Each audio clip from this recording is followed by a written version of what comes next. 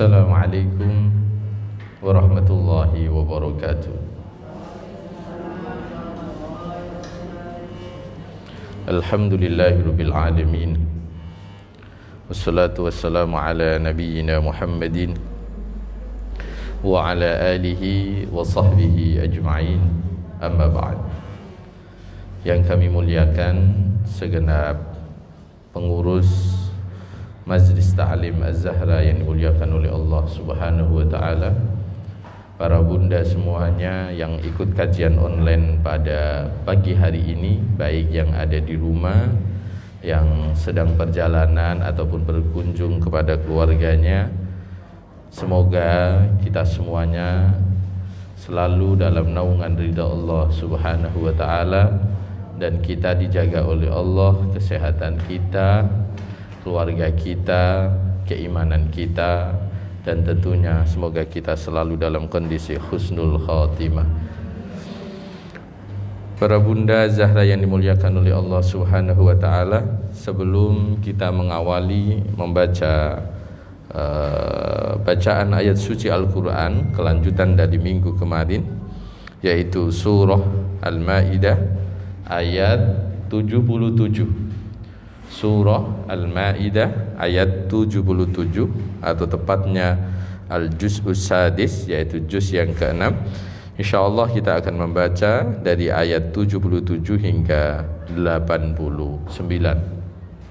Sebelum kita mengawali, kita membaca Fatihah terlebih dahulu, dan dengan barokah bacaan surah Fatihah dan ayat yang kita baca nanti, semoga yang pertama untuk Ibu Fatmah Saifullah Yusuf sekeluarga yang sedang sakit, semoga diberi kesembuhan oleh Allah Subhanahu wa taala.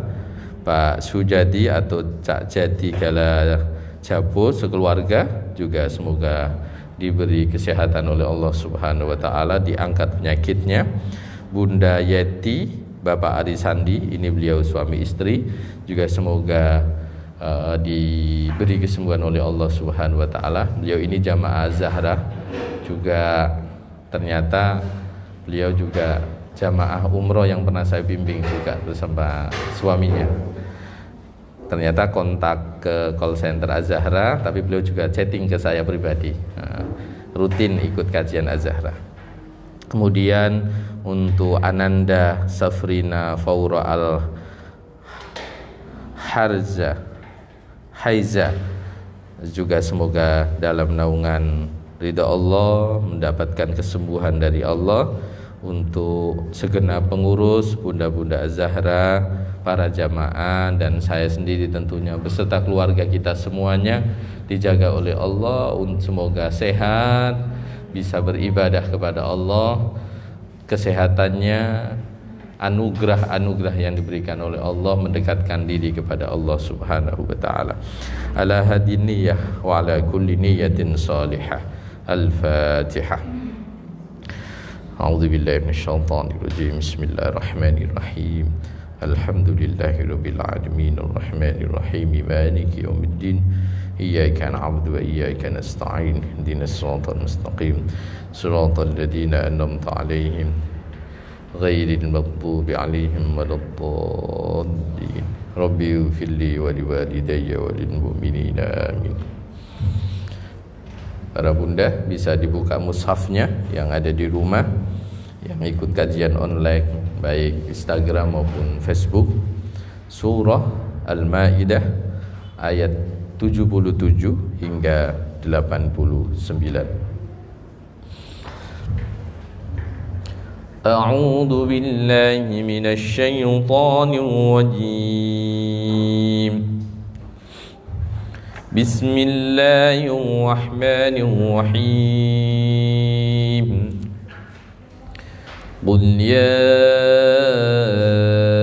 ahlal kitab la taghlu fi dinikum ghairal haqq wa la tattabi'u ahwa'a qaumin qad dhallu min qabl قد ضلوا من قبل وأضلوا كثيرا وضلوا عن سواء السبيل لعن الذين كفروا من بني إسرائيل على لسان داود وعيسى بن مريم ذلك بما عصوا وكانوا يعتدون كانوا لا يتناهون عن منكر فعلوه لبئس ما كانوا يفعلون ترى كثيرا منهم يتولون الذين كفروا لبئس ما قدمت لهم أنفسهم أن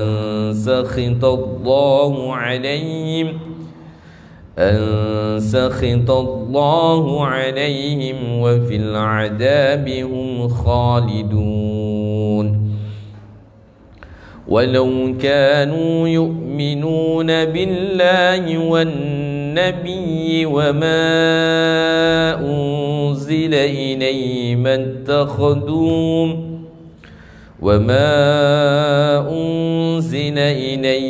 اتخذوهم أولياء ولكن كثيرا منهم فاسقون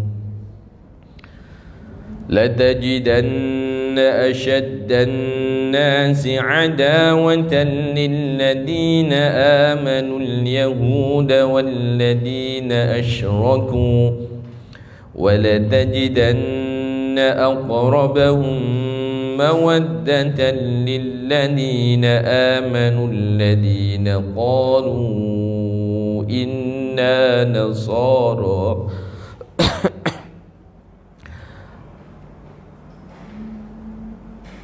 ولتجدن أقربهم مودة للذين آمنوا الذين قالوا إنا نصارى ذلك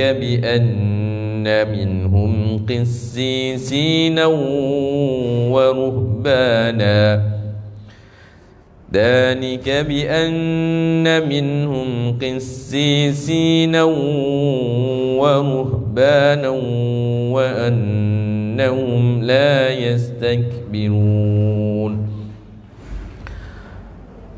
Alhamdulillah, ini masuk juz 7 ya. وَإِذَا سَمِعُوا مَا أُنزِلَ إِلَى الرَّسُولِ تَرَى أعينهم تفيض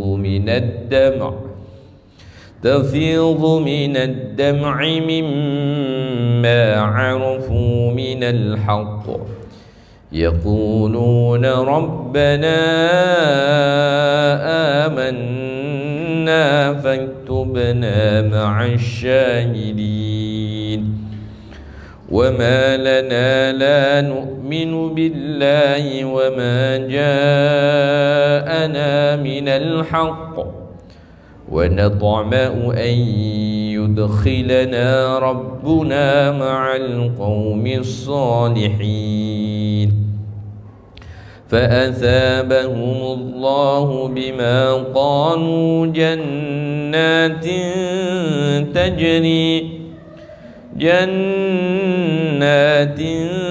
تجري من تحتها الأنهار خالدين فيها وذلك جزاء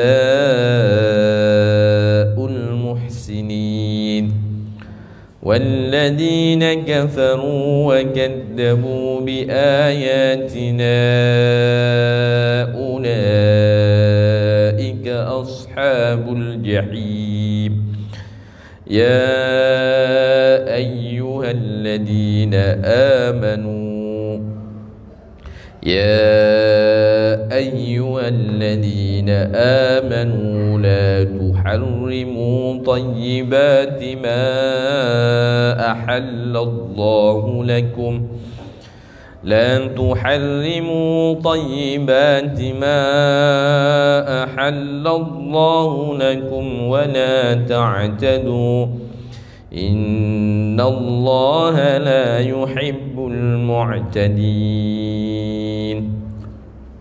Ayat inilah yang menjadi penekanan betul bahwa kita itu tidak boleh berlebih-lebihan dalam mengekang diri kita sendiri. Ini dulu itu orang-orang Yahudi melarang sesuatu yang halal, melarang sesuatu yang halal, termasuk makan ikan, termasuk makan beberapa makanan yang mestinya halal tapi malah dilarang untuk dirinya sendiri. Wa kulu mimma razaqakumullahu halalan thayyiban واتقوا الله الذي أنتم به مؤمنون لا يؤاخذكم الله باللغو في أيمانكم ولكن يؤاخذكم بما عقدتم الأيمان فكفارته إطعام 10 مساكين من أوسط ما تطعمون أهليكم أو كسوتهم أو تحرير رقبة فمن لم يجد فصيام 3 أيام ذلك كفارة أيمانكم إذا حلفتم واحفظوا أيمانكم كذلك يبين الله لكم آياته لعلكم تشكرون صدق الله العظيم.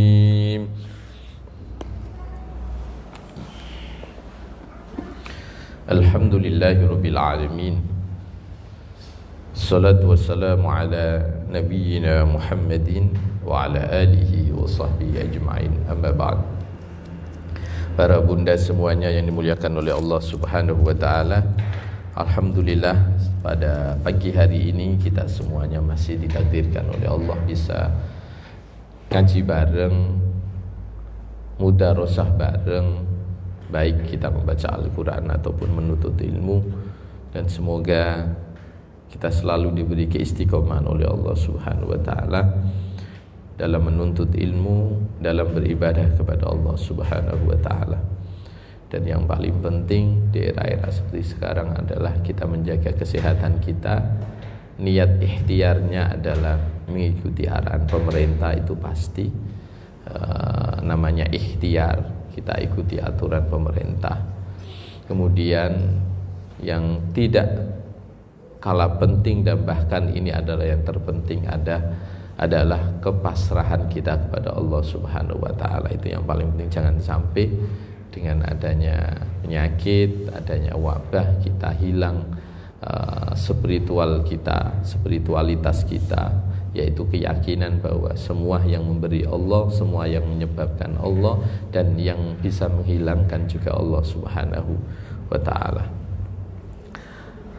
Alhamdulillah, pada siang hari ini atau pagi hari ini tema kita masih melanjutkan di pertemuan sebelumnya. Kalau yang kemarin bab toharah, ya, pada pagi hari ini tema kita adalah berkaitan dengan sholat. Saya tidak akan mengupas sholat secara detail dalam artian mulai dari syarat sahnya sholat, rukunnya sholat, hal-hal yang membatalkan sholat, hingga kemudian sunnah-sunnah dalam sholat. Saya tidak akan membahas itu karena insya Allah panjenengan yang di rumah sudah memahami ini karena dilakukan setiap hari. Saya yakin walaupun mungkin ini ternyata sunnah ya, oh ini ternyata yang rukun, oh ini ternyata yang syarat, tidak tahu, tapi intinya proses itu dilalui terus. Dan mulai dari syarat sahnya sholat itu kan harus punya wudhu, kemudian harus tahu sudah tiba waktunya sholat, itu syarat sahnya sholat. Harus tahu arah kiblat, itu syarat. Syarat itu pra sholat. Jadi kalau ngomong syarat kayak panjenengan umroh gitu, syarat sahnya ya harus, kalau jangan umroh ya harus suci gitu ketika tawaf, itu syarat sah. Kayak sholat juga sama Bunda. Kalau panjenengan pingin sholatnya sah, ya satu harus wudhu, harus tahu arah kiblat. Tidak bisa panjenengan sholat tapi menghadap ke timur gitu, tidak bisa. Itu syarat sah. Jadi perannya sholat itu harus tahu, termasuk di dalamnya harus, mau sholat duhur kok sholatnya jam 10 pagi itu ya tidak mungkin. Nah itu syarat sahnya sholat, itu masuk kategori syarat sahnya sholat. Baru kemudian ketika panjenengan takbir itu baru masuk sholat. Nah, namanya rukun. Setelah rukun, di situ nanti ada hal-hal yang membatalkan sholat. Namanya berbicara, bergerak lebih dari 3 kali, yang berurutan. Itu insya Allah saya nggak akan mengupas itu. Panjenengan insya Allah sudah paham itu.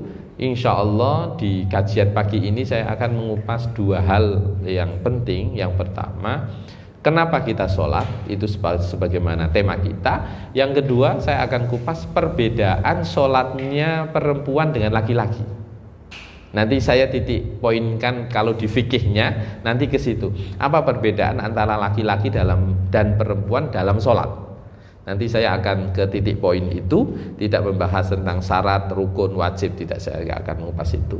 Tapi yang pertama, kita akan kupas lima dan nusolli. Kenapa kita sholat? Para bunda Majelis Ta'lim Az-Zahra yang dimuliakan oleh Allah Subhanahu wa ta'ala, memang pandangan orang dalam sholat itu sesuai kadar keimanannya masing-masing, itu pasti. Kadang ada yang memandang sholat itu sebagai adah, kebiasaan, rutinitas. Ada kebiasaan, ini nanti masuk kategori martabah atau level orang dalam memandang sholat itu sendiri. Ada yang orang memandang sholat itu adalah untuk meraih pahala dan ridho Allah. Jadi dia sholat ini untuk mendapatkan sebuah poin. Apa poinnya? Ya pahala itu. Nah, nanti kita akan masuk di level mana? Ini sebelum saya ngomong tentang kenapa kita sholat, tapi saya ingin memberi gambaran panjenengan. Ada tipologi-tipologi, ada tipe-tipe orang yang sholat itu hanya sebuah kebiasaan. Ada juga yang dia mengharap pahala. Ada juga dia sholat itu karena takut nanti disiksa. Aku nak sholat mlebu neraka. Tetapi ada yang memang untuk dapat benefit. Jadi aku nak sholat kan oleh ganjaran. Nah, berarti amalku apik tambah akeh. Ada yang begitu. Ada yang hanya karena takut gitu aja. Ibarat kata ada anak sekolah yang dia kalau tidak sekolah karena takut orang tuanya nanti bisa dimarahi atau bisa kena sanksi dari gurunya, dari sekolahnya. Itu tipe-tipe yang umum. Nah, sekarang saya ingin jelaskan urutan orang-orang yang menjalankan sholat, bunda semuanya. Yang pertama, kalau tadi motivasinya ya, motivasi dia sholat itu karena kebiasaan, karena ingin mendapatkan pahala, karena takut siksa itu. Tapi yang pertama, tipe orang sholat yang terekstrim itu adalah martabahnya atau martabatul musallin, level orang sholat itu adalah mustawa al-ib'u. Al-ib'u itu sholat itu dijadikan sebuah beban. Jadi dia nganggap sholat itu abote Masya Allah.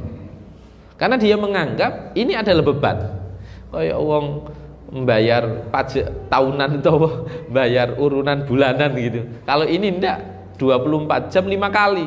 Bagi dia, aduh ketemu duhur sholat nih. Aduh asar. sholat. Bagi dia sebuah beban dan bahkan menghabiskan waktu mungkin. Dan naudzubillah, semoga kita tidak inilah. Naudzubillah. Ini saya yakin kalau begini ini orang munafik pasti. Kalau insya Allah, kalaupun orang masih di hatinya ada keimanan kepada Allah Subhanahu Wa Taala, saya yakin insya Allah tidaklah berat ya, tapi dia tidak merasa itu sebagai sebuah beban. Sholat berat ya, apalagi sholat subuh. Paling abot itu kira-kira apa bunda? Subuh, apa duhur, apa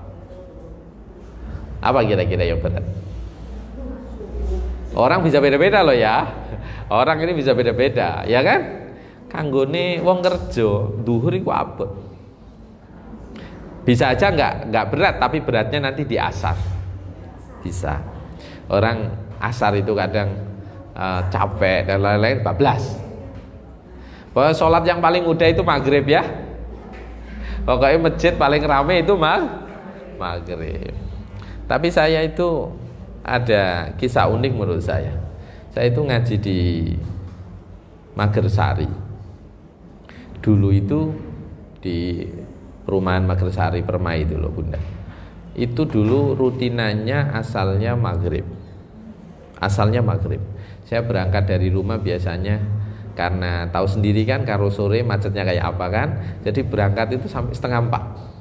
3:30 itu sudah harus berangkat. Itu pun kadang ngepres adzan baru sampai. Bisa 1 jam, 1,5 jam. Tapi maghrib ternyata yang jamaah, karena ini momennya hari Ahad. Enggak tahu karena ini perkotaan ya, Ahad. Jadi yang jamaah tidak banyak. Walaupun maghrib, karena jalan-jalan kan. Nah, biasanya entah ke mall, entah lagi keluar kota hari Ahad. Kemudian digeser di Ahad subuh.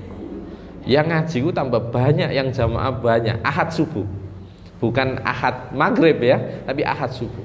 Yang biasanya maghrib itu cuma yang ngaji nggak sampai puluhan lah. Tapi kalau subuh yang ngaji bisa 120, 130 yang ngaji. Karena kan kalau ngaji biasanya ada konsumsi kan. Iya. Itu yang ngaji banyak kalau subuh. Jadi belum tentu orang berat di sholat subuh, juga belum tentu orang ringan di sholat maghrib. Tinggal profesinya masing-masing atau aktivitasnya masing-masing. Yang kedua bunda, level orang selain karena dia beban, ada juga level berikutnya adalah mustawal muro'ah. Mustawal muro'ah itu adalah level yang sholatnya itu hanya supaya dilihat, kalau bahasanya hanya simbolis untuk nah aku itu Islam gitu aja.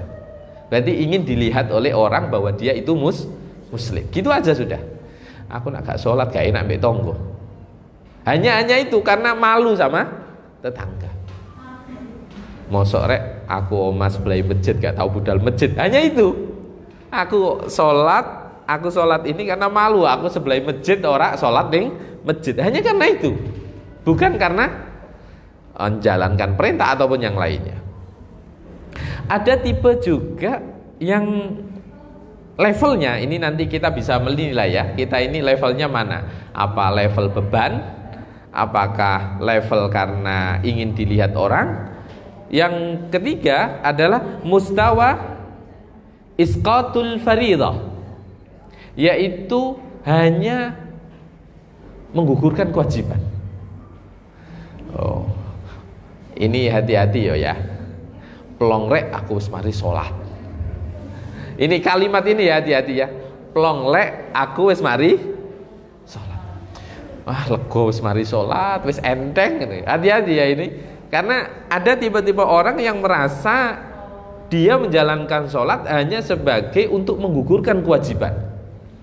Lah, bahasa plongrek wis mari sholat itu kan koyok-koyok apa?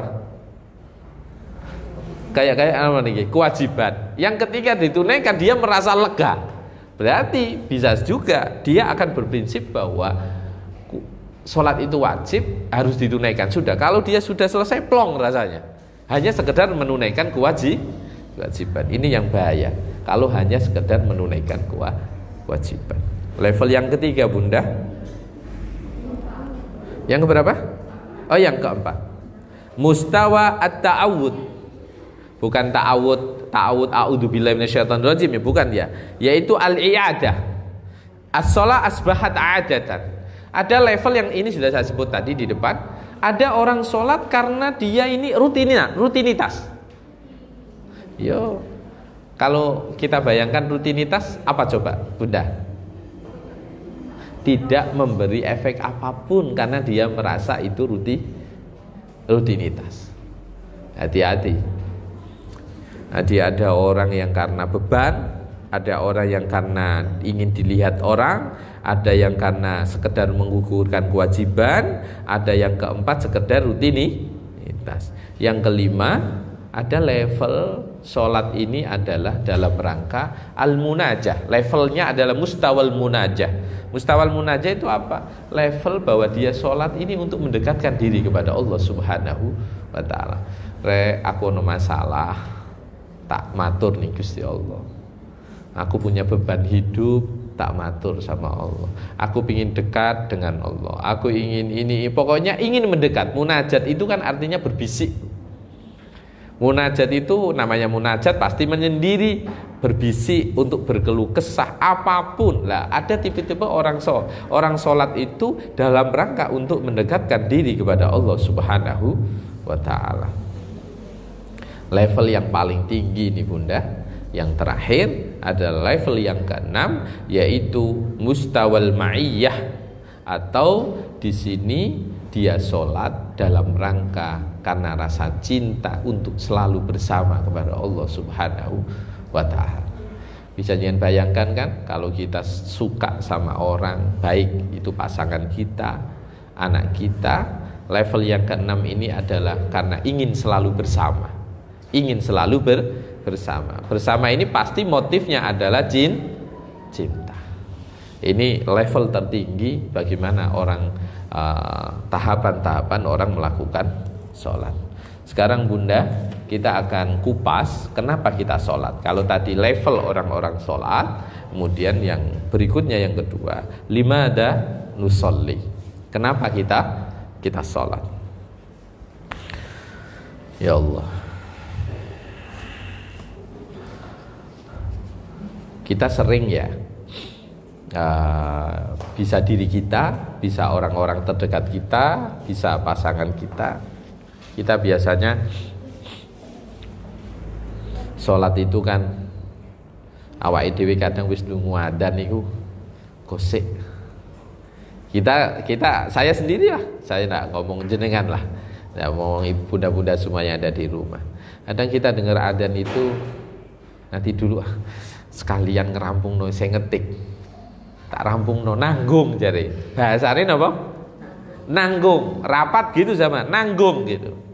Mohon maaf, ternyata kalau perilaku itu kita istiqomahkan begitu terus, maka Allah juga akan membuat sibuk kita di momen ketika menjelang sholat. Maka memang kalau jenengan sebagai seorang pimpinan sebuah perusahaan, yang paling bagus memang yang paling bagus, saya ngomong ideal ya, kita ngomong ideal kan, semua unit usaha itu tidak bisa diperlakukan sama.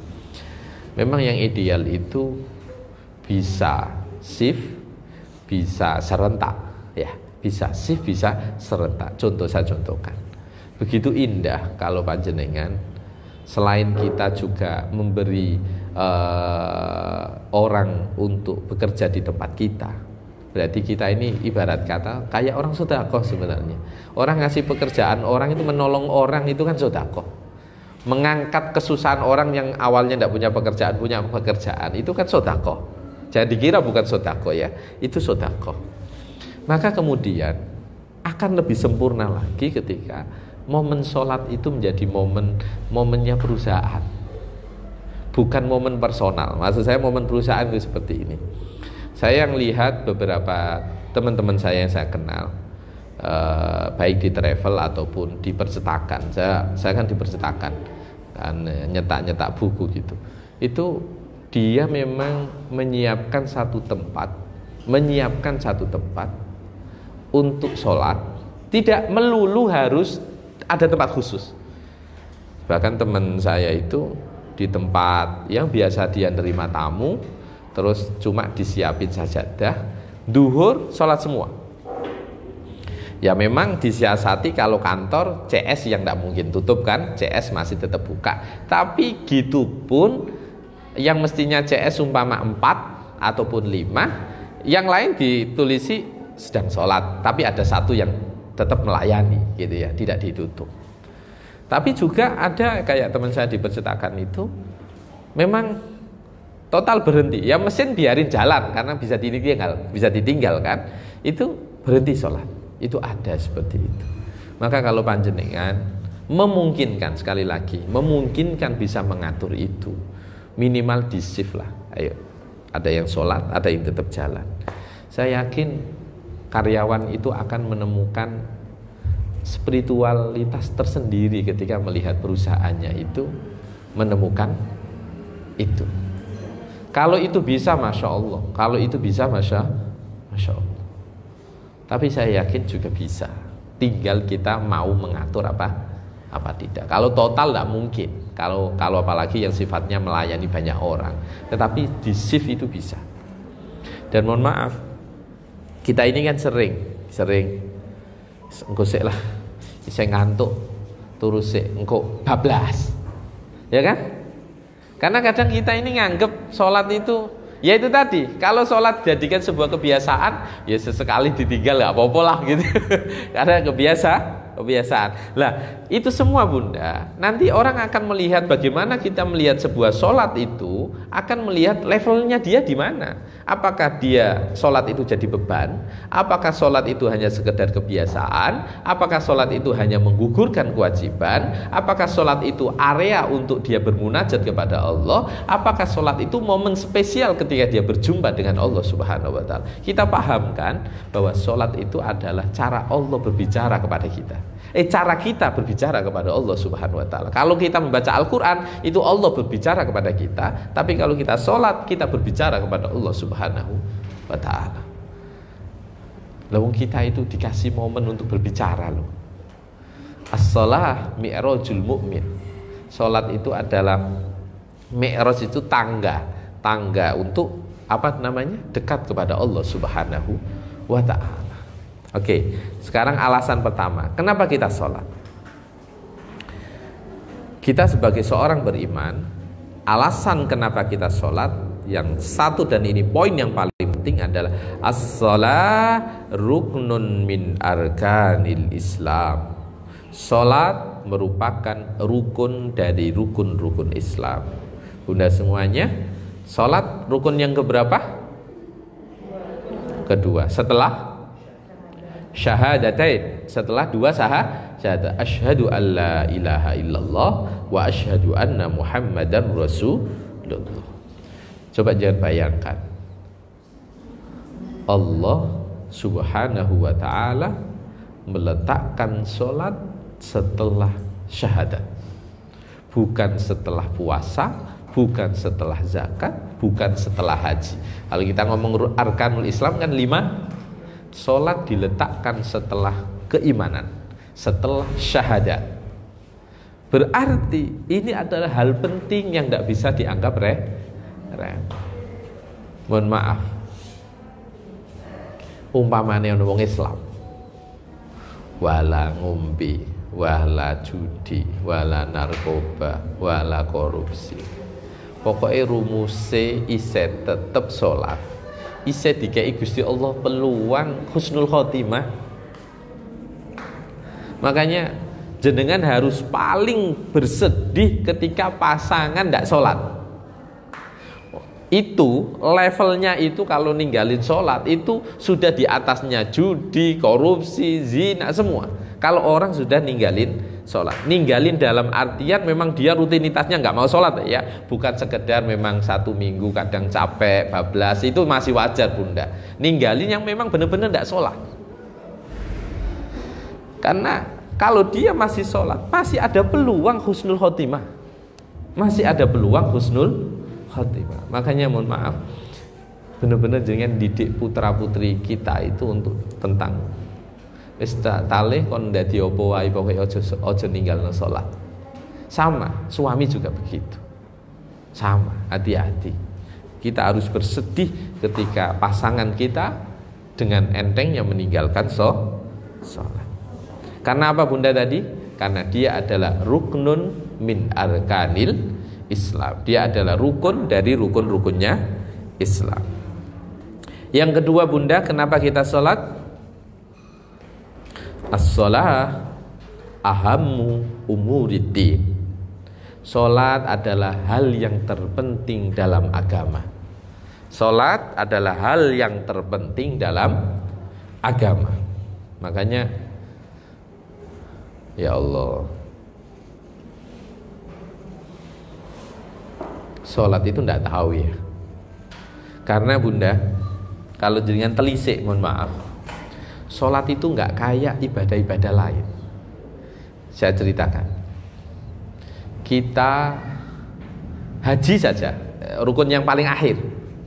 Haji itu sholat ibadahnya kita bisa sambil ngobrol loh. Jenengan wukuf di Arafah, ngobrol, tidur, makan boleh, ya kan? Puasa panjenengan hanya sekedar menahan lapar, jangan ngobrol masih bisa, tidur masih bisa, aktivitas apapun masih bisa. Apalagi zakat. Zakat itu sekedar mengeluarkan uang, kalau tidak punya uang juga tidak perlu zakat. Tapi sholat, mohon maaf, sholat itu Imam Ghazali itu menyebutkan, ini jangan catat betul ini, sholat itu di dalamnya ada 4 ibadah, 4 komponen yang tidak terlepas dari itu. Kenapa dia dikatakan ahammu umuriddin? Hal yang terpenting dalam urusan agama itu sholat. Kenapa kok penting? Coba yang perhatikan. 4 jawareh kita atau 4 struktur tubuh kita ini semua beribadah ketika sholat. Saya contohkan. Yang pertama, fil lisan, ibadah mulut.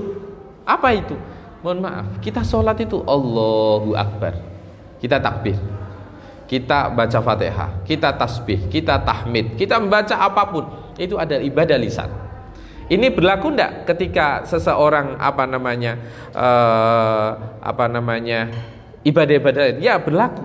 Tetapi nanti sholat tidak hanya cukup lisan, dia juga fil badan. Ada ruku, ada sujud, gitu. Itu ibadah sholat. Kemudian selain fil lisan wa fil badan, ada lagi fil aql. Sholat itu ada tafakkur, ada tafahum, ada tadabbur, ada tafaqquh. Saya ulangi, ada tafakkur, ibadah akalnya. Kita sholatkan Allahu Akbar.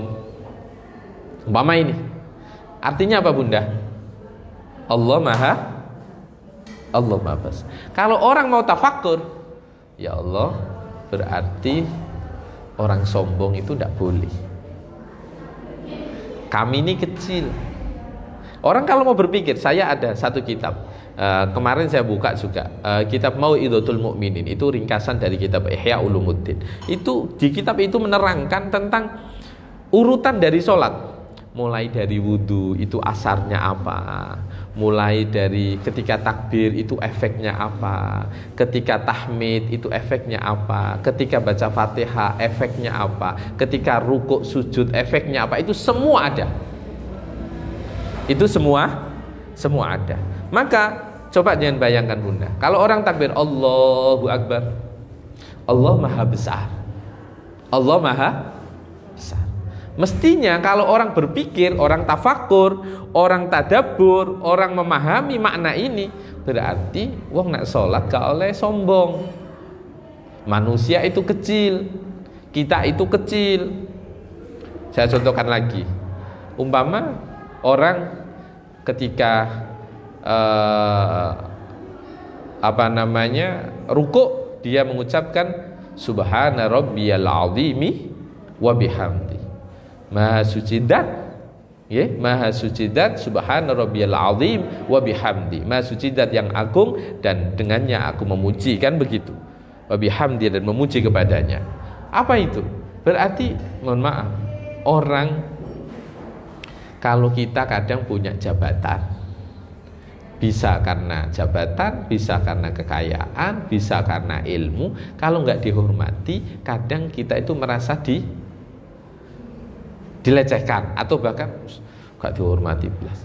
Padahal, mohon maaf, tempatnya untuk memuji itu hanya kepada Allah Subhanahu wa ta'ala. Kita ngucap alhamdulillahi rabbil alamin. Segala puji itu hanya bagi Allah, Tuhan semesta alam. Oh, berarti sing oleh dipuji, sing berhak oleh pujian itu hanya Allah. Ar-Rahmanir Rahim, yang maha pengasih lagi maha penyayang. Pangeranku wae iku lho maha pengasih maha penyayang. Mosok aku makhluke gak sayang karo sesama. Ini efek dari tafakur, efek dari tafahum, efek dari tadabbur. Salat kalau bisa begitu Bunda, Masya Allah. Saya contohkan lagi. Maliki yaumiddin, yang menguasai hari kiamat. Apa itu berarti? Oh, berarti kalau kita jadi pejabat sebenarnya kita ini amanah titipan. Esensinya raja itu ya Allah. Kita hanya hamba. Jadi itu ingin mengingatkan kepada para orang-orang yang punya kuasa, sadarlah bahwa itu amanah sewaktu-waktu dicabut. Pemane pejabat negara mau 5 tahun. Lawang jabati sementara, ya kan? Mau kayak apa? Iyyaka na'budu wa iyyaka nasta'in. Hanya kepada Engkau hanya kepada Engkau kami menghamba, dan hanya kepada Engkau kami meminta pertolongan. Saya pernah menyampaikan ini Bunda, kenapa ayat Al-Qur'an Fatihah itu kok enggak gini. Na'budu iyyaka wa nasta'inu iyyaka, tetapi iyyaka na'budu wa iyyaka nasta'in.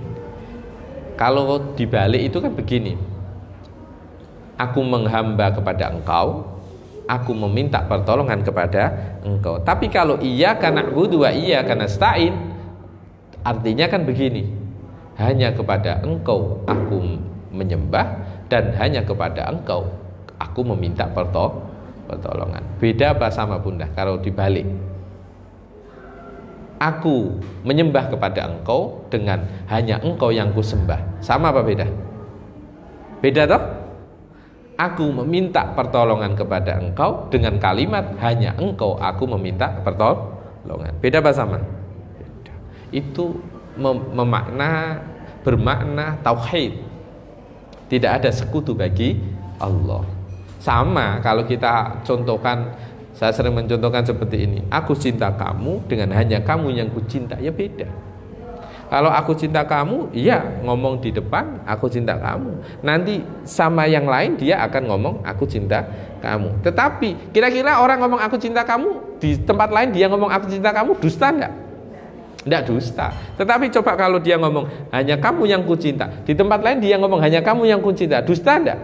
Dusta. Sama ketika seseorang mengucapkan iyyaka na'budu wa iyyaka nasta'in dengan redaksi na'budu iyyaka wa nasta'inu iyyaka dibalik, maka itu konteksnya akan bermakna berbeda. Aku menyembah kepada Engkau dengan hanya kamu yang ku sembah. Berarti di sini aku menyembahmu, di tempat lain aku juga menyembah yang lain. Maka kemudian redaksinya Al-Quran itu keren. Iyyaka na'budu wa iyyaka nasta'in. Maka Masya Allah, kalau kita, mohon maaf Bunda, kalau kita memahami ibadah sholat kita, cuma ya kita ini merenung itu kan nak umat, lagi ono masalah, lagi meresapi itu, tapi pas gak ono masalah, ya sambil lalu gitu aja, mau coba Fatihah ya mau coba Fatihah gitu aja. Makanya saya selalu bersyukur, panjenengan harus bersyukur. Kok ditakdirno Gusti Allah, tangi dalu gelem salat, jungkung jalukne Gusti Allah. Itu tidak semua orang dikasih rahmat seperti itu. Jenengan kok enteng tahajud, bersyukurlah. Tidak semua orang dikasih sama Allah ringan untuk tahajud Bunda. Sebabnya biasanya wong gelem tafakur, gelem ngelamun, apa sing wis dikei Gusti Allah, iku pas bengi. Nah pas sibuk mboten patek.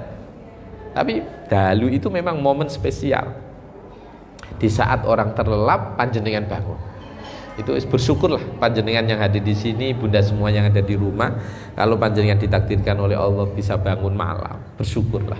Tidak semua orang dikasih. Tidak semua orang dikasih. Ada orang yang ringan bangun malam, berat puasa, itu ada. Saya sendiri bangun malam itu berat luar biasa. Tapi nantikan poso nggih kiat dulu. Ada tipe orang bangun malam berat tapi tahajud tapi duha ringan. Ada tipe begitu. Atau dibalik, dia berat di duha tapi tahajud ringan.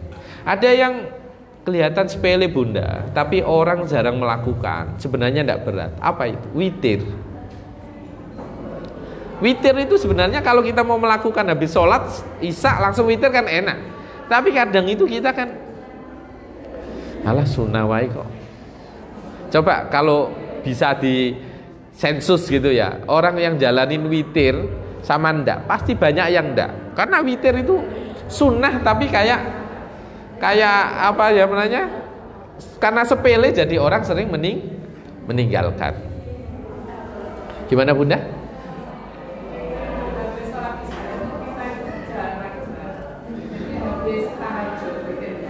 Oh, witirnya habis tahajud. Jadi begini bunda, kalau panjenengan witir itu kan ada satu hadis bahwa witir itu ada penutupnya sholat gitu ya, penutupnya sholat sunnah. Boleh ndak kalau kita witir habis sholat isya? Ndak apa-apa. Ndak apa-apa. Terus kalau kita sholat tahajud nanti gimana? Kalau kita sudah witir? Ya ndak apa-apa. Apa namanya? Ndak apa-apa kalau mau witir lagi, ndak apa-apa. Ndak ada larangan bunda. Jadi cuma kalau panjenengan pingin urutan yang pas gitu. Saya ngomong terus urutan yang benar bukan. Urutan yang pas itu adalah apa namanya? Setelah tahajud witir. Cuma kan kadang orang mengantisipasi, siapa tahu tidak bangun, kadang biasanya terus dia sholat witir. Saya punya teman saya punya rutinitas, teman saya, dan itu juga tidak mudah. Dia itu istiqomah. Saya mau nyontoh aja beratnya minta ampun. Istiqomah setelah isya itu pasti dia sholat witir langsung 11 rakaat, yang rakaat maksimal kan ya, rakaat maksimal 11 rakaat 1 juz. Jadi 11 rakaat itu dia baca satu juz. Ya itu butuh waktu 1 jam untuk sholat itu. Dia pokoknya 11 rakaat 1 juz, 11 rakaat 1 juz. Malah bahkan salah satu guru saya, guru Al-Quran saya, itu mengistiqomahkan sholat duha untuk baca 1 juz. Coba, karena begini bunda, ini rahasia ya, rahasia yang itu dipegang oleh para penghafal Al-Quran. Kamu kalau pingin tahu hafalanmu benar-benar mutqin atau benar-benar lancar, maka praktekkan di sholat. Kalau nggak sholat deres, lancar itu biasa. Yang spesial lagi ketika dia sholat, lancar bacaannya. Jadi jenengan kalau pingin mempraktekkan hafalan itu ya sholat. Saya aja belum pernah mengalami khatam Al-Quran pas sholat. Pingin rasanya coba sekali gitu aja, sekali lah dalam hidup itu minimal pernah baca Al-Quran bil ghaib pas sholat. Belum pernah saya. Itu karena mohon maaf, waktu tempat atau bukan waktu, tempat terbaik atau waktu terbaik dalam membaca Al-Quran itu adalah ketika sholat. Level berikutnya baru tengah malam. Terbaik itu ketika sholat. Kemudian tengah malam. Kalau tempat terbaik itu masjid. Tempat terbaik itu masjid. Berikutnya adalah rumah kita sendiri. Berikutnya adalah rumah kita sendiri. Oke, saya lanjutkan. Tadi ibadah sholat itu dalam lesan takbir, tahmid ya bunda ya. Dalam badan ada ruku, ada sujud, ada i'tidal. Akal itu tafakkur, tafahum, tadabbur, tafaqquh, itu merenungi bacaan kita. Kemudian dalam kolbi atau ibadah hati itu apa? Khusyuk, khudu. Khusyuk, khudu itu khusyuk, iya khusyuk. Khudu itu ya menghadirkan Allah di hadapan kita. Oke, itu kita sudah berapa ini tadi Bunda? Kenapa kita sholat? Sudah yang keberapa? 3, menuju 3. Oke. Yang ketiga, kenapa kita sholat? Adalah as-sholah imaduddin. Sholat adalah tiang agama. Sholat adalah tiang agama. Bunda, Rasulullah sampai menggambarkan kepada kita, faman aqamaha aqamaddin, waman hadamaha hadamaddin. Siapa yang menghancurkan sholat, maka dia menghancurkan agama. Dia yang mendirikan sholat, maka dia juga membangun agama. Maka prinsipnya, mohon maaf, Rasulullah sampai mengibaratkan sholat itu tiang agama. Jangan bisa bayangkan enggak, bangunan ini kalau nggak ada pilar kayak apa? Roboh. Kalau masih tidak ada jendelanya, isi maklum. Mohon maaf, kalau nggak ada jendelanya, kalau ruangannya di AC, ya berarti nggak ngefek AC-nya gitu aja. Itu kayak seorang muslim umpamane duwe gak budal haji-haji, isi dimaklumi.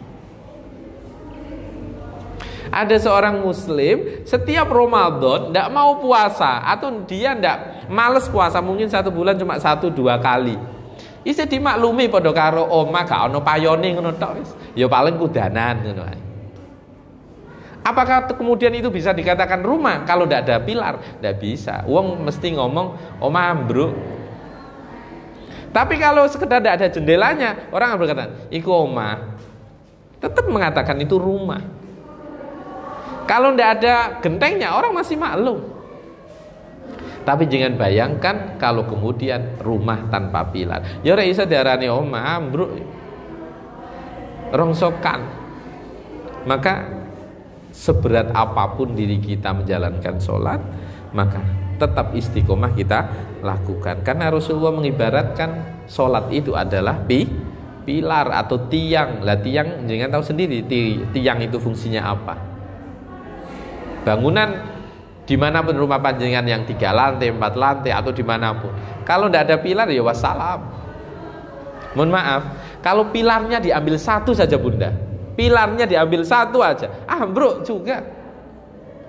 Umpamane sholat 5 waktu, gak tahu sholat delala, gak tahu sholat subuh, ya wassalam, sama. Tidak bisa ditinggalkan, 1 pun tidak boleh. Saya sering menggambarkan begini, zakat itu wajib kalau punya uang, puasa wajib kalau kuat, ya kan? Haji wajib kalau punya uang, mampu. Itu pun mampunya macam-macam, mampu punya uang, ada bekal, ya sehat, gitu kan? Zakat, ya kalau sampai nisab, kalau tidak nisab juga tidak wajib. Puasa kalau kuat, kalau tidak kuat boleh bayar fidyah, ya kan? Boleh bayar fidyah, boleh cukup bayar beras gitu selesai. Kalau tidak kuat, tetapi kalau sholat selama ada nyawa, kita kuat berdiri, wajib berdiri. Kita tidak kuat berdiri, boleh duduk. Kalau tidak kuat duduk, boleh sambil turun miring. Kalau masih tidak kuat, boleh terlentang. Kalau masih tidak kuat, boleh dengan memberi isyarat. Kalau masih tidak kuat sama sekali, cukup dibatin dalam hati. Dan tidak ada ampun untuk meninggalkan. Jangan bayangkan, tidak ada ampun untuk meninggalkan. Begitu pentingnya. Coba Bunda, jangan pikir logika saja. Sholat itu satu-satunya syariat agama yang langsung dipesan dari Allah, disampaikan oleh Allah kepada Nabi Muhammad ketika Isra Mi'raj. Ibadah lain tidak lewat malaikat Jibril. Ya ayyuhalladzina amanu kutiba alaikumus siyam. Puasa lewat malaikat Jibril. Zakat lewat malaikat Jibril. Haji lewat malaikat Jibril. Al-hajju asyhurum ma'lumat. Faman farada fihinna al-hajja fala rafasa wala fusuqa wala jidala fil hajj. Tapi khusus sholat itu langsung Rasulullah dipanggil oleh Allah dimi'rajkan, kemudian didhawuhi sholato 50 waktu, kemudian endingnya adalah tinggal 5. Bisa dipahami Bunda? Oke. Kemudian yang keberapa ini? Keempat. As-shalah mir'atul muslim. Salat itu adalah cermin bagi seorang muslim. Bunda, kalau cermin kira-kira apa coba? Cermin itu kan apa? Diri kita sendiri kan? Berarti ini cocok dengan hadis Rasulullah Shallallahu Alaihi Wasallam. Berarti seorang muslim itu bisa dilihat tingkah lakunya, modelnya kayak apa, dilihat sholatnya. Namanya cermin kan? Kalau cermin sampai ono wong korupsi, ono wong judi, ono wong nakal, ono wong macem-macem, tonton sholatnya genah pondak. Maka sampai hadis Rasulullah Shallallahu Alaihi Wasallam menyampaikan, awwalu ma yuhasabu bihil abdu yaumal qiyamah as-shalah, fa in saluhat saluha sairu amali, wa in fasadat fasada sairu amali. Sampai Nabi mengatakan, awal pertama yang dihisab oleh Allah kepada hamba-hambanya ketika hari kiamat adalah sholat. Ketika sholat itu dinilai baik, maka amal yang lain juga akan dinilai baik. Ketika sholat itu dinilai jelek, maka amal yang lain juga dinilai jelek. Di hadis yang lain, dalam redaksi yang lain, nah sholatnya api, sholatnya ditompo, berarti amal yang lain juga akan diterima. Ketika sholatnya tidak diterima, maka amal yang lain juga tidak diterima. Maka kalau kita paham ini Bunda, begitu pentingnya sholat. Berarti mohon maaf, kalau jangan pokoknya kepingin anaknya api genah kandani, ojo sampai lali sholat. Hanya itu sudah. Maka dari sini dapat kita pahami Bunda. Kita kembali ke 2 poin ya. Poin yang pertama, tahapan atau level-level orang sholat. Yang kedua, kenapa kita sholat. Kita akan masuk yang ketiga. Tapi intinya dari poin yang kedua ini adalah sholat itu penting sekali. Jangan sampai sholat hanya jadi beban, jangan sampai sholat hanya jadi penggugur kewajiban, tetapi sholat harus dijadikan kebutuhan kita. Apa Bunda? Sebabnya sholat ini kok genah, insya Allah urip yo genah. Urip yo genah. Jadi nek ana masalah napa mawon, salate ditonton. Kira-kira iki ana wong grusa-grusu, ditonton. Salate grusa-grusu apa ndak niki? Saestu, jangan harus pahami. Oke Bunda, kita masuk di poin yang ketiga. Sebelum nanti kita masuk sesi tanya jawab Bunda, kalau nanti ada pertanyaan silakan untuk dicatat. Sekarang poin yang ketiga kita akan ngupas. Saya nggak ngomong tadi rukun, syarat, wajib, perbedaan sholatnya laki-laki dengan perempuan. Yang pertama, faslun fima yakhtalifu fihi hukmad dzakari wal unsa fis shalah. Pasal ini mengupas tentang perbedaan sholatnya laki-laki dan perempuan. Wal mar'atu tukhalifur rajula wal mar'atu tukhalifur rajula fi khamsati asya. Ada 5 perbedaan antara laki dan perempuan dalam sholat. Ada berapa Bunda? 5. Yang pertama, yujafi mirfaqaihi an jambaihi. Kalau laki-laki fi ruku'ihi wa sujudihi, di dalam rukuk dan sujudnya dia merenggangkan tangannya, ya, merenggangkan tangannya dari lambungnya, dari perutnya. Jadi dia harus merenggangkan, yaitu ketika rukuk sama sujud. Saya praktekkan ya Bunda, sekedar. Jadi kalau laki itu begini nih, ini nih. Ketika sujud juga begini. Oke, perbedaannya apa kalau perempuan? Kalau perempuan adalah dia harus tadhummu ba'daha ila ba'din. Jadi dia ketika firruku was sujud, ketika dia rukuk dan sujud, maka panjenengan kalau mau rukuk dan sujud, perempuan tidak sama dengan laki-laki. Kalau perempuan begini, mau rukuk juga begini, mau sujud juga begini Bunda, bukan begini. Ya, rapat. Bisa dipahami ya. Jadi kalau perempuan ini begini, kalau laki kan begini, kalau perempuan begini, rapat. Sujud juga sama, rapat begini. Kalau laki kan begini, gitu ya. Itu poin pertama. Nanti kalau belum paham bisa ditanyakan ya. Yang kedua, wasani yuqillu ay yarfa'u batnahu ala fahidaihi fis sujud. Kalau laki-laki, Bunda, kalau laki-laki ketika sujud dia disuruh merenggangkan tangannya dengan bagian perutnya. Apa maksudnya? Jangan kalau nonton wong lanang sujud, itu dia kan memanjangkan ya apa ya? Ya, gini, punggungnya panjang. Ya. Tetapi kalau perempuan tidak, talsaqu ba'du batnaha bifahidaihi. Kalau perempuan itu antara ya mepet gini loh. Lah gini loh. Ya apa praktek. Jadi apa namanya? Intinya, mohon maaf, gini. Kalau ini punggung, laki itu kan begini, panjang gini. Lah kalau perempuan gini. Jadi mepet gini loh Bunda. Mepet ya. Tapi kalau laki kan begini. Ya, itu maksud saya. Perbedaannya. Kalau laki kan manjang begini kan. Lah kalau perempuan enggak, mepet malah. Mepet pokoknya ini. Bukan nempel ke ini Bunda. Bukan nempel ke lantai ya. Bukan. Maksudnya diangkat gini loh. Ah, ya. Maksudnya begitu. Jadi ya apa ya? Jadi nak lanang iki nak ruku itu kan begini. Perempuan kan begini ya. Terus pas sujud lanang ini kayak gini. Ya kan? Tapi kalau perempuan begini. Ini bukan diletakkan di lantai. Nak nek lantai ini dadine wong males, ngantuk. Itu. Bukan.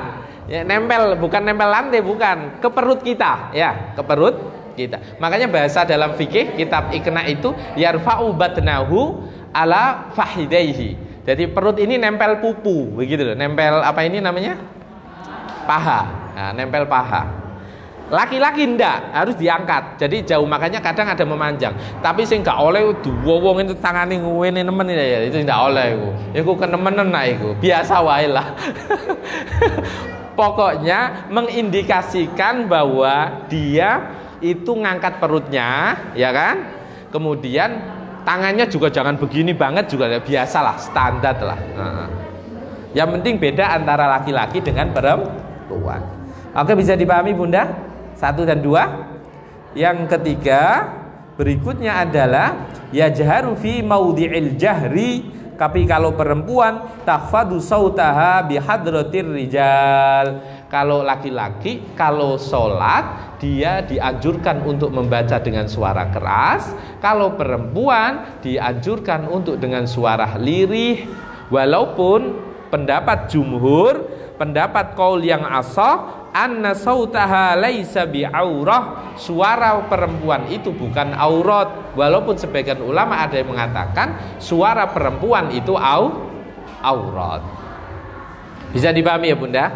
Jadi kalau panjenengan wong wedok kok maca Quran, sholawatan nganggo mic, dosa, aurat iku. Iya, ada yang mengatakan seperti itu. Tapi pendapat yang ashah itu aurat perempuan bukan suara perempuan itu bukan aurat. Ndak boleh itu kalau menimbulkan Lah itu yang ndak boleh nyanyi yang kemudian bisa suaranya itu mendatangkan hasrat lawan jenis, itu yang tidak boleh. Tetapi kalau yang dibaca Al-Quran, yang dibaca sholawat ya masa orang kemudian tumbuh gairahnya, ya ndak lah, kan begitu. Jadi makanya para ulama kemudian mengatakan aurat itu bukan suara perempuan itu bukan bagian dari aurat. Oke. Menginjak yang keberapa Bunda? Keempat. Yang keempat, warabi' idza nabahu syai'un fis shalah sabbaha. Nah, Ya, ini biar jangan paham. Jadi kalau laki-laki itu subhanallah, berarti orang harus paham bahwa itu kode ada yang salah atau ada yang lupa.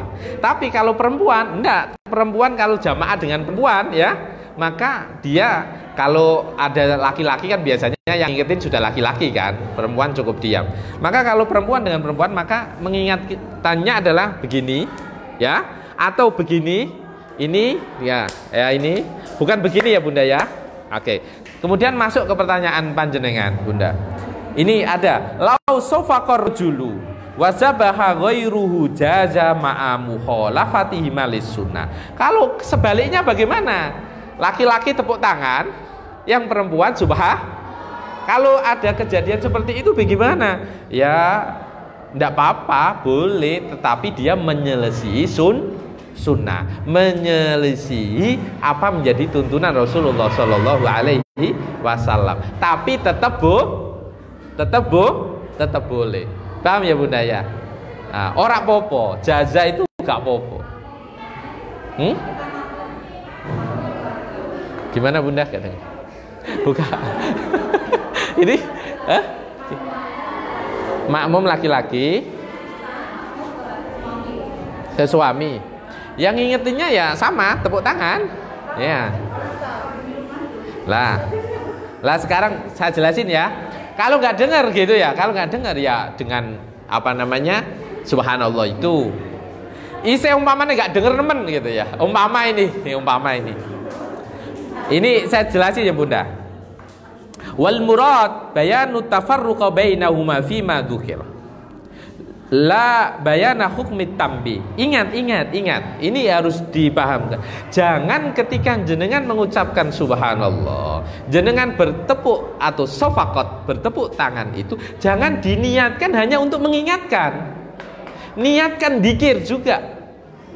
Kalau jenengan hanya niat mengingatkan, itu malah tidak boleh. Paham ya Bunda ya? Iya, jadi ketika jangan mengingat, ini diterangkan.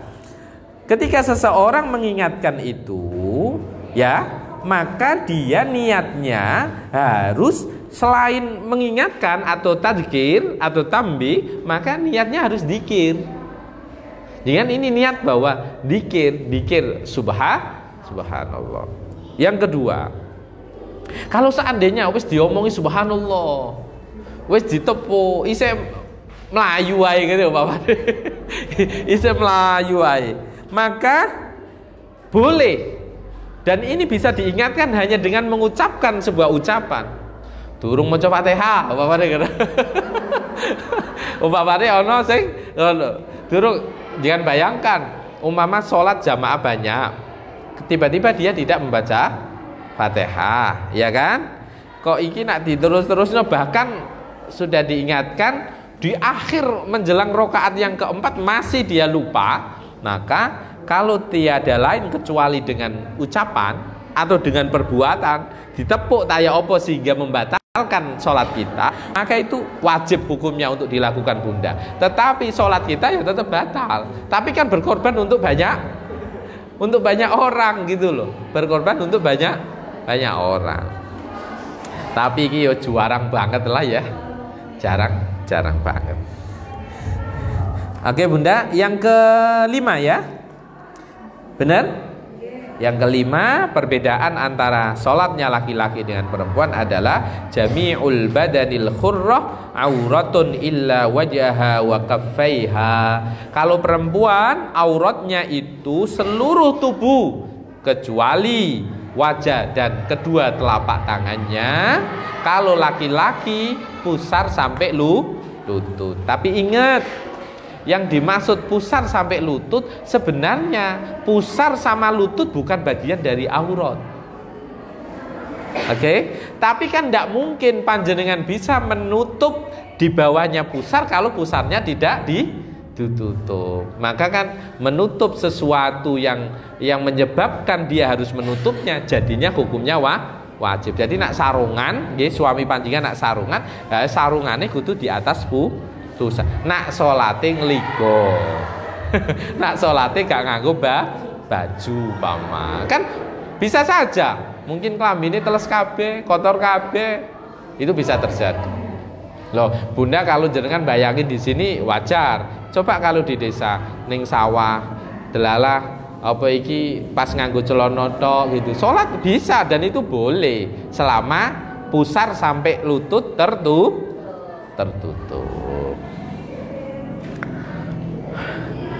Oke, kita sekarang masuk ke pertanyaan-pertanyaan ya. Nah, silakan Bunda. Ada ya?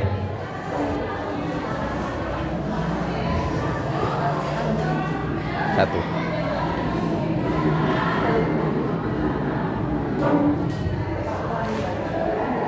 Bagaimana? Ini ada pertanyaan Bunda, pertanyaan online. Yang offline mau tanya silakan, para pengurus silakan kalau mau tanya. Bagaimana jika setelah sholat tahajud tidak sholat witir?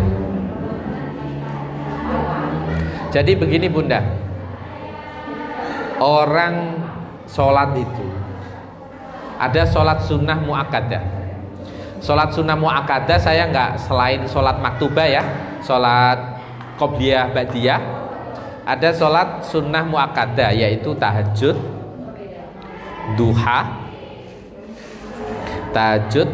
duha, witir, itu termasuk sholat sunnah muakkadah yang sangat dianjurkan. Selain sholat qobliyah ba'diyah, sholat qobliyah ba'diyah yang sangat dianjurkan itu rakaatnya 17. Ada 17. Kayak qobliyah maghrib itu ghairu muakkadah, tidak sangat dianjurkan, tapi tetap sunnah, tapi tidak sangat dianjurkan. Lah, kalau orang setelah sholat tahajud tidak witir gimana? Ya mboten napa-napa lah wong sunnah. Mboten napa. Cuma baiknya witir. Cuma kebiasaan kita kalau Ramadan kenapa kok ada witir setelah soporo gak tangi, gitu loh. Soporo gak tangi dalu sehingga kemudian dia melakukan witir setelah tarawih. Mboten napa-napa. Silakan, Bunda.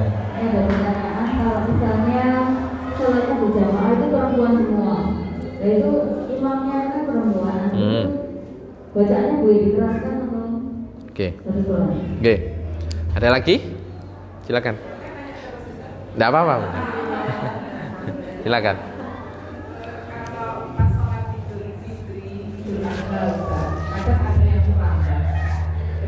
Oh, terlambat.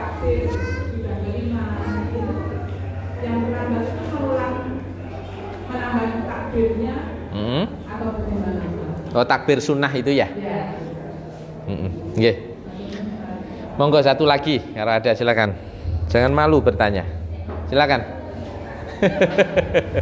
Silakan. Sebelah sini kalau ada. Monggo. Oke, enggak ada ya. Oke, saya jawab. Kalau ada tanya silakan loh Bunda ya. Jangan malu.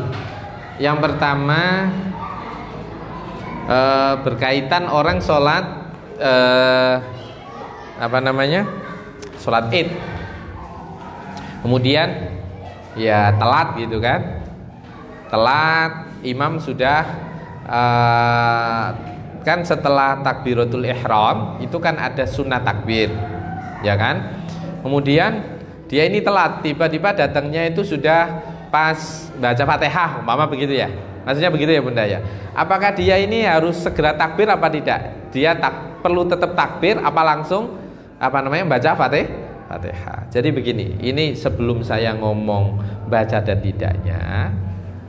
Jadi takbir ke Allahu Akbar yang kemudian Allahu Akbar 5 kali sampai 7 kali, 7 dan 9 kali umpama ya, tinggal id Idul Adha apa Idul Fitri kan beda. Maka kalau kita ketinggalan, imam sudah membaca surat-suratan lah, anggap aja begitu. Maka jangan nyusul Allahu Akbar. Ya tetap langsung takbir. 5 kali itu dibaca. Jangan kemudian langsung ikut imam. Beda kasus kalau imam tiba-tiba sudah iktidal atau sudah ruku, jangan langsung nututi. Ya langsung saja. Dan jenengan nanti nambah 1 rakaat. Kan begitu. Lah, pertanyaannya adalah begini, Bunda, kalau yang tertinggal hanya takbir saja, imam masih Fatihah, imam masih baca surat-suratan, sebenarnya takbir itu hukumnya sunnah, bukan wajib. Dan sunnahnya itu adalah sunnah hayat, bukan sunnah abad. Yang harus ketika ditinggalkan dia harus melakukan yang namanya sujud sahwi. Jadi kok ono wong umpamane iki naudzubillah, tapi yo iso terjadi namanya imam lali ku yo iso. Allahu akbar. Ora Allahu akbar ping 5, tapi bismillahirrahmanirrahim. Alhamdulillahirabbil alamin. Terus rakaat kedua iling takbire. Rakaat pertama ndak maca tak? Sah ndak salatnya? Sah, karena itu sunnah. Jadi mau ya apa sih imame kok salat gak maca takbir, umpamane ono rakaat pertama yo gak takbir, rakaat kedua gak takbir, bukan takbiratul ihram ya, gak takbir itu tadi 5, 7 dia gak takbir, ora apa-apa, tetap sah salate karena itu sunnah, dan sunnahnya pun sunnah hayat. Sunnah hayat itu sunnah yang ketika ditinggalkan dia tidak wajib untuk melakukan sujud sahwi. Contoh sunnah hayat niku kan kalau contoh akan nggih panjenengan ketika ruku ora maca, kemudian jenengan enggak maca apa iki subhanallah walhamdulillah wala ndak maca kuwi ora apa-apa. Jenengan enggak maca kabir walhamdulillah katsir ya ora apa-apa, ngoten lho. Jadi sama ketika Allahu akbar, Allahu akbar, Allahu akbar baca juga ndak apa-apa. Kemudian pertanyaan Bunda Nurul, apa tadi Bu? Oh iya, jamaah perempuan, semua perempuan. Prinsipnya begini, sholat jahar itu kan maghrib, isya, subuh. Oke. Kalau jamaahnya kebetulan perempuan, yang imami juga perempuan, apakah juga jahar? Oh iya. Nggih. Jadi kalau yang imami perempuan, terus yang makmum ya yang otomatis lah yang makmum wedok lah, sing makmum lanang. Otomatis jahar Bunda. Ya tetap jahar. Tetapi ya jahar dalam sekup situ ya. Jahar dalam sekup didengar oleh apa namanya, oleh makmum, oleh jamaah. Enggak apa-apa. Bukan terus nak sing imami wong wedok berarti maghribe gak banter, mboten, tetep banter. Tapi juga mengeraskan bacaan ketika keras, memelangkan suara ketika sholat pelan, yaitu apa itu duhur sama asar, itu juga hukumnya sunnah Bunda. Lah kula piyambak kadang imami nu maghrib ngoten moro-moro lali gak maca banter jare bojo. Lah sampean salat moro-moro kok rukuk iki ya apa gak maca Fatihah. Maca tapi lali nak banter. Mboten napa-napa. Itu hukumnya sunnah gitu. Ada lagi? Ada yang tanya sebelah sini? Ada? Tanya? Silakan Bunda, enggak apa-apa. Gimana?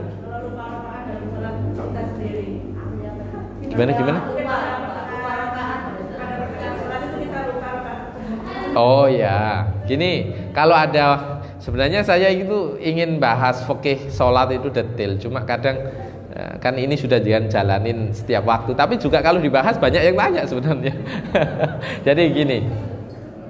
Jadi begini, orang kalau rupa rokaat maka ada solusi yang ditawarkan oleh para ulama. Umpama ini panjenengan sholat maghrib sampai rokaat kedua, jangan lupa ini rokaat ketiga apa rokaat pertama, gitu kan ya? Ini rokaat kedua atau rokaat ketiga? Pertama apa ketiga? Maka yang dipilih adalah yang terkecil. Kalau panjenengan bimbang antara 1 atau 2, maka yang dihitung adalah 1. Kalau bimbangnya 2 atau 3, maka yang dihitung adalah 2.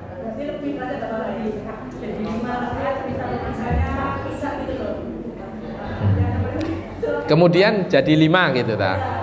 Ya enggak apa-apa kan, ingetnya kan 2 atau 3 atau 4 atau 3. Maka yang diingat, yang diambil harus 3, jangan 4.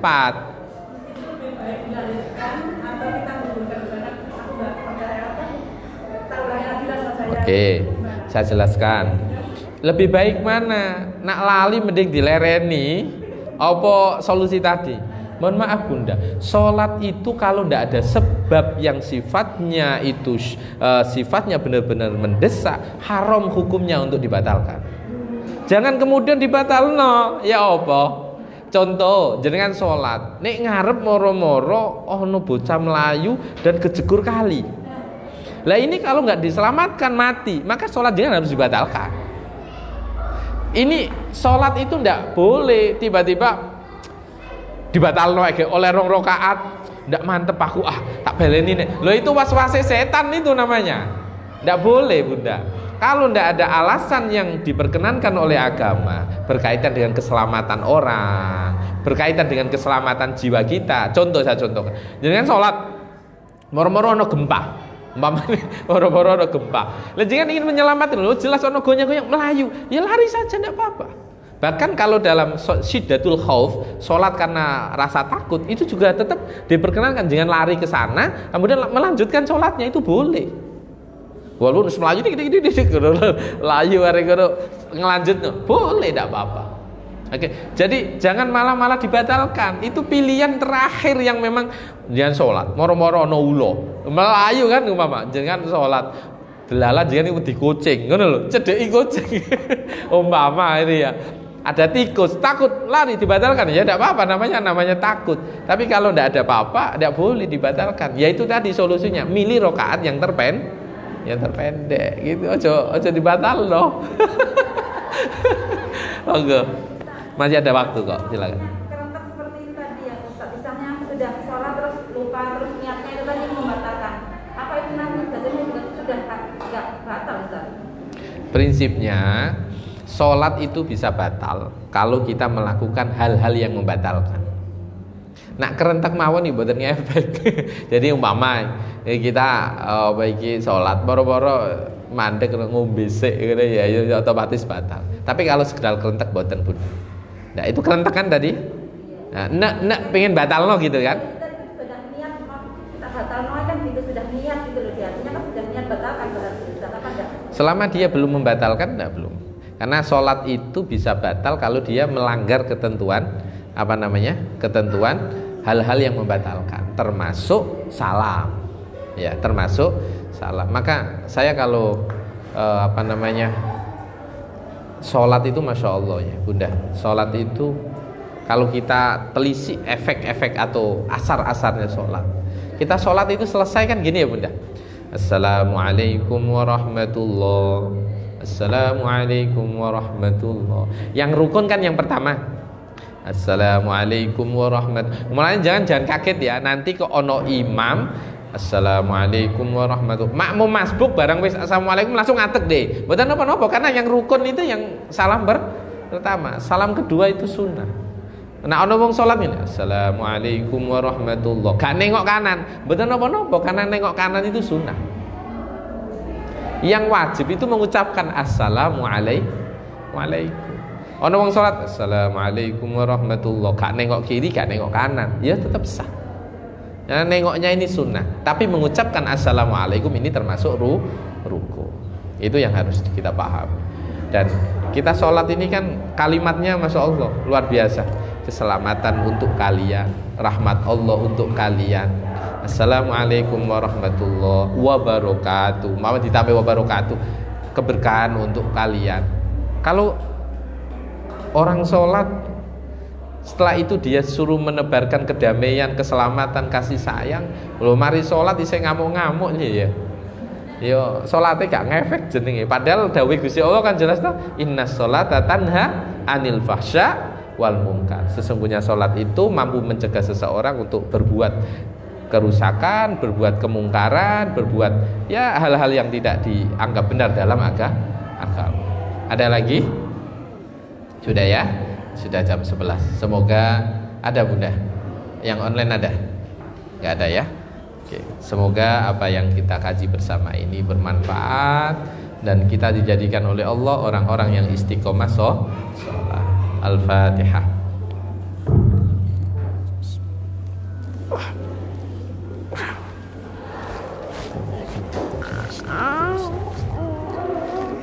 Bismillahirrahmanirrahim. Alhamdulillahirabbil alamin. Hamdan na'imin, hamdan syakirin, hamdan ni'amika fi majida ya rabbana lakal hamd. Allahumma salli ala sayyidina Muhammad wa ala ali sayyidina Muhammad. Allahumma ighfir lana dhunubana wa liwalidayna warhamna kama rabbayana shaghira. Allahumma ya Allah, ampunilah segala dosa-dosa kami, dosa-dosa kedua orang tua kami ya Rabb, dosa-dosa guru-guru kami, saudara-saudara kami ya Allah. Allahumma ya Allah, Engkau yang berkuasa atas segalanya, Engkau yang menentukan atas segalanya, Engkau yang memberikan atas segalanya.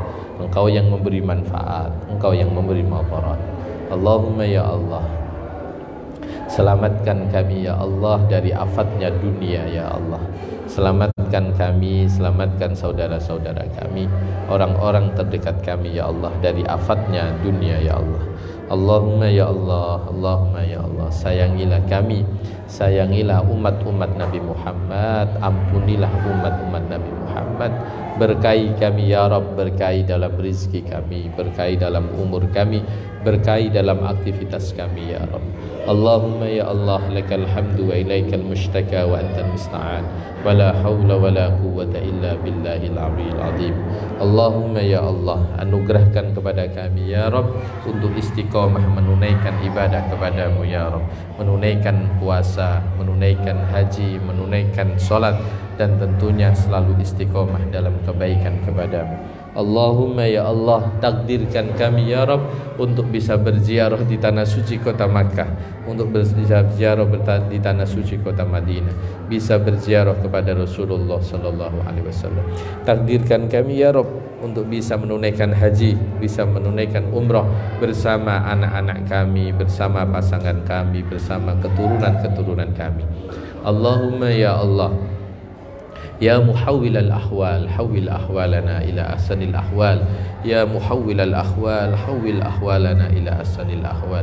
Ya muyassir kulla asir, fataysir asir ilaika yasir. Yassir umurana umurad dini wad dunya wal akhirah.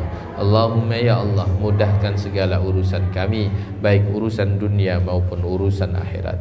Allahumma ya Allah, takdirkan kami ya Allah meninggal dalam kondisi husnul khatimah. Takdirkan kami ya Rabb meninggal dalam kondisi husnul khatimah. Takdirkan kami ya Rabb meninggal dalam kondisi husnul khatimah. Wa sallallahu ala nabiyyina Muhammad wa ala alihi wa sahbihi wa baraka wa sallam. Walhamdulillahi rabbil alamin. Al-Fatihah.